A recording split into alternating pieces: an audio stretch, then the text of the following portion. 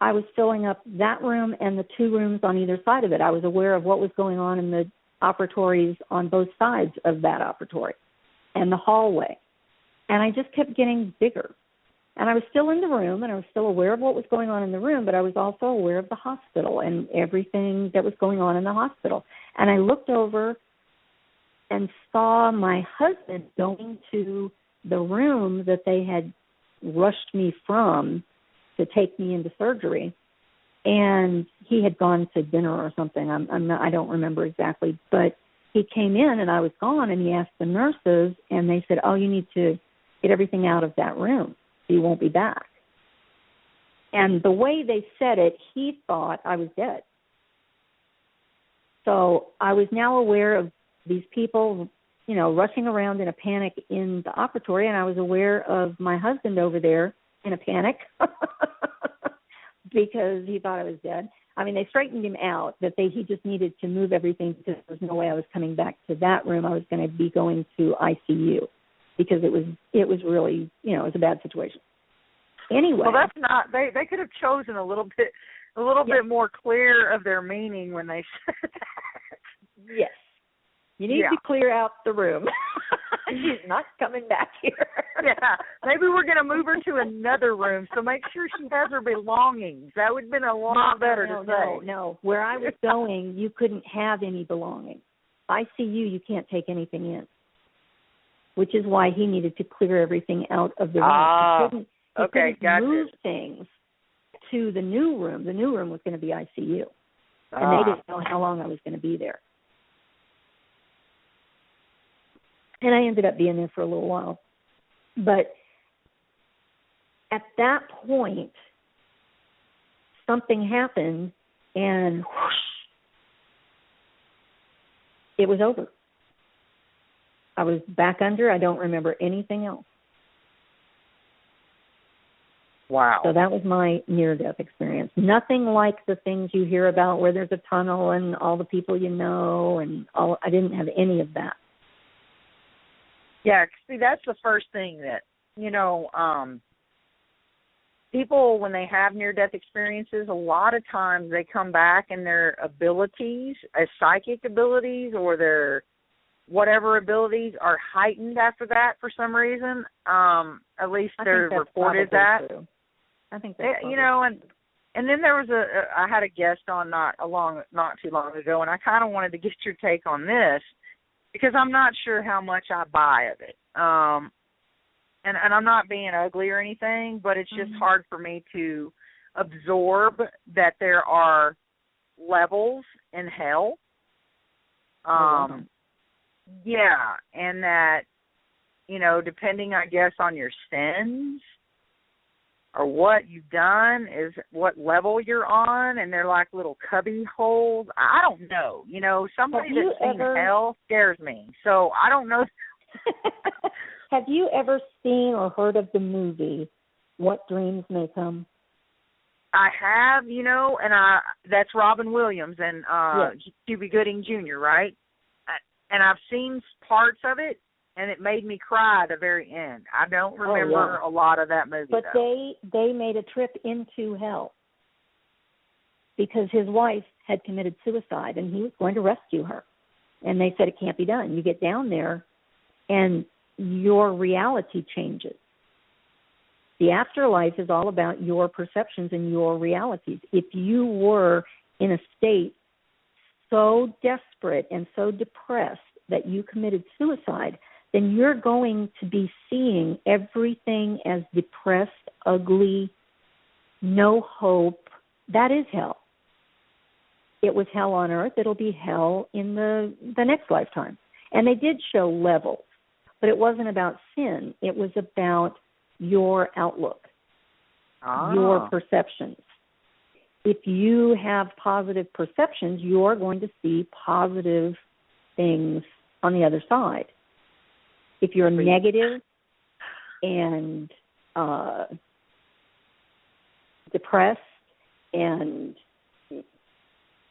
nasty, mean, horrible, individual, then that's what you're going to have on the other side. Now that kind of makes me feel better. That's from What Dreams May Come. And that is the closest thing that I have ever seen to my personal philosophy. I personally believe that it is so, the other side is so different from anything we could even imagine that there's no way that anyone could explain it, really. Explain it. You have to use metaphors. You have to use things like they used in What Dreams May Come. She was in her own house, but all the flowers were dead and everything was gray, and there was water leaking through the house, and there was, nothing was functioning properly, and there was no electricity. There was nobody there. She was all alone, sitting in the middle of her house, but it was a bleak, horrible place to be. And wow. And the thing is, when you see stuff like that, you do think a lot more of, what am I putting out in this world? You know what I mean? Exactly. Again, what you go looking for is what you'll find. I believe that someone who believes that when they die, they are going to heaven and they have this image of what heaven is going to be, I believe that if they have led a decent life and feel in their own hearts that they deserve it, that's probably the heaven they're going to see, the one that they've had a picture of their whole life. But that same I've always wondered, if they don't feel that they deserve that, if they feel that they haven't lived up to whatever standard they set, then they're going to get their version of hell. And I think that's sad, but it is sad. But that it makes all kinds of sense, because it all goes back to what my mom used to always tell me, is what you put out is what you're going to get back. And on the other side, you've always heard stuff, like the streets of gold and the gates of, the pearly gates and all these things. And when I'm actually investigating, it's okay to know that Billy Bob is his name, or whatever the spirit's name is, it's John, whoever. And, maybe when they died or whatever, if they even know that they're there or that they've gone or whatever. But I ask questions about what they see, they see, how their journey was on their way to where they're at.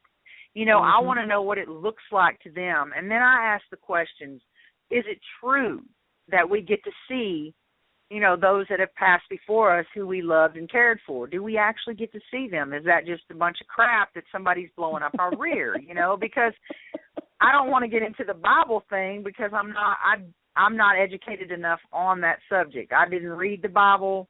I'm going to go ahead and tell you that I started at Revelations, and by the mid part of Revelations, I was scared to death to finish.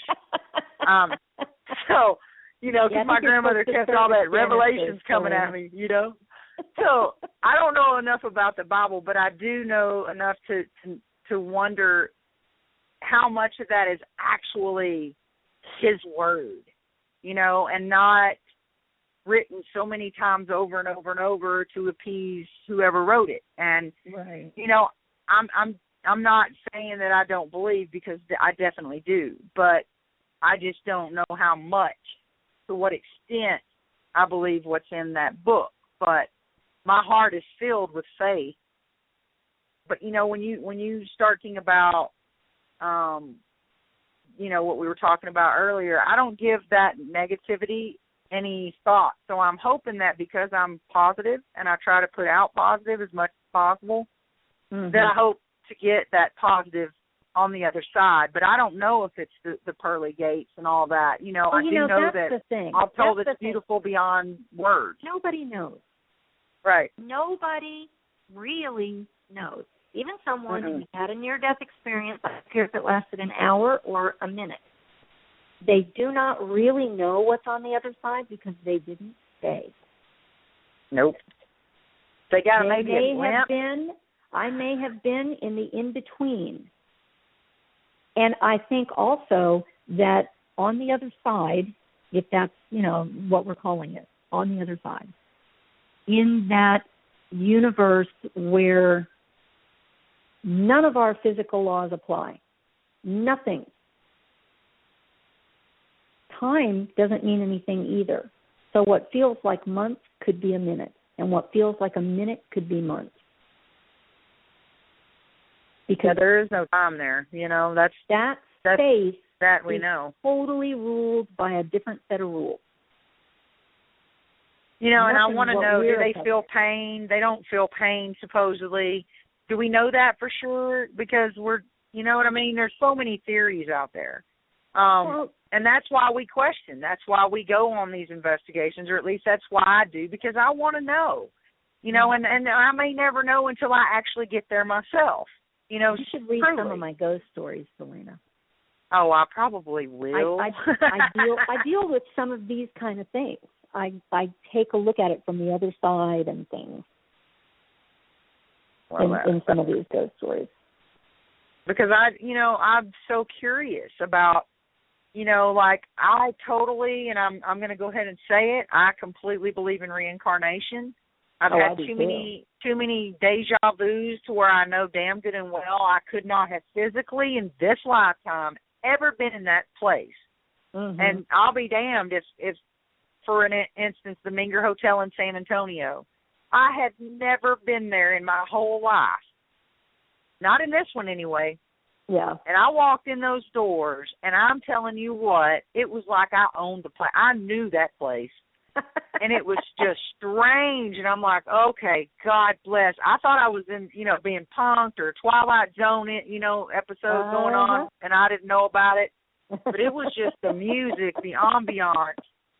I walked by the telephone booth, and it was like I almost went in there and used it like I had done it before. And it was just like, okay, this is totally weird. And I hadn't even had to drink. But it's times like those that I know that I'm an old soul. And then you have your past life regression type things that people tell you about. Well, and it kind of matches to where your beliefs are, about how you feel about certain things. It carries over from this to this. Yeah. It's just all too cool. And I've done past life regressions, and yes, I've seen several of my past lifetimes. And it's interesting, and there's no way now that I can deny reincarnation. I've seen. Oh yeah. I have some friends actually that they are witches, and they in a past life were best friends. Mm-hmm. In this life, they're mother-daughter. And they went back and did past life, and it's crazy that they both, were burned. And in another life, they were hung. But they've always been intertwined. Always. I was buried in a box in a forest of pine trees.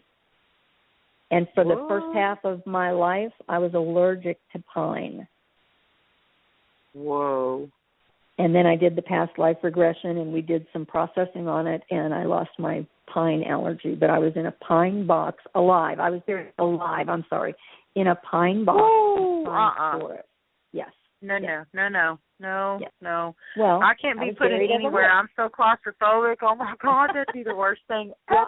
Well, I had claustrophobia, too. It was horrible. I mean, I had to, if I went to a doctor's office, I had to tell them that they had to put me in a room with a window, because otherwise I would be in tears before the doctor got in the room. It would happen every time. Wow.